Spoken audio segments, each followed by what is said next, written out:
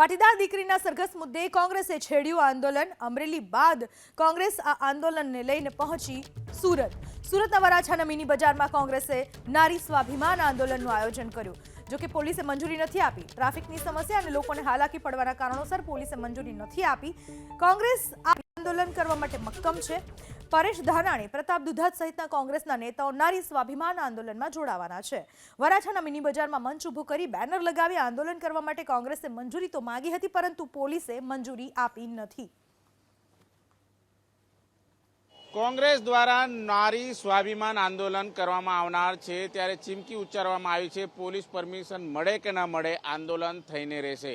એટલે પોલીસ દ્વારા જબરદસ્ત પોલીસ બંદોબસ્ત ગોઠવવામાં આવ્યો છે। આ તસવીરો તમે જોઈ શકો છો। પોલીસ વાહનથી લઈને ચુસ્ત પોલીસ બંદોબસ્ત છે અત્યારે ગોઠવવામાં આવ્યો છે મિની બજાર ખાતે।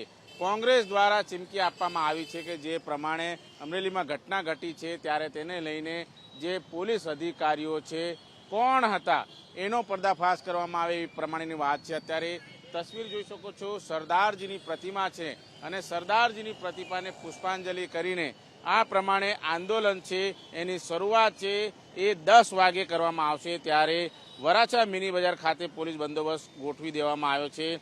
વરાછા પોલીસે આ જે આંદોલન છે એને પરમિશન નથી આપી। ટ્રાફિક સમસ્યા, કાયદો વ્યવસ્થાના નામે પરમિશન અત્યારે નથી આપવામાં આવી। ત્યારે આ બાબતે પૂર્વ ધારાસભ્ય પ્રતાપ દુધાતે જે થાય તે આંદોલન થઈને રહેશે એ પ્રમાણેની વાત છે કરવામાં આવી છે। ત્યારે પરમિશન આપે કે ના આપે આંદોલન ધરણા થઈને રહેશે એ પ્રમાણેની વાતો કરવામાં આવી છે। આજે મિની બજાર ખાતે વિરોધ પ્રદર્શન કરવામાં આવનાર છે ત્યારે પોલીસ ધરપકડ કરે તો જેલમાં ધરણા કરવામાં આવશે અને આ જે ધરણા પ્રદર્શન છે એમાં પરેશ ધાનાણીથી લઈને પ્રતાપ દુધાત તમામ છે એ જોડાવાના છે। ત્યારે તેને લઈને સુરત પોલીસે ચુસ્ત પોલીસ બંદોબસ્ત મિની બજાર ખાતે ગોઠવી દીધો છે।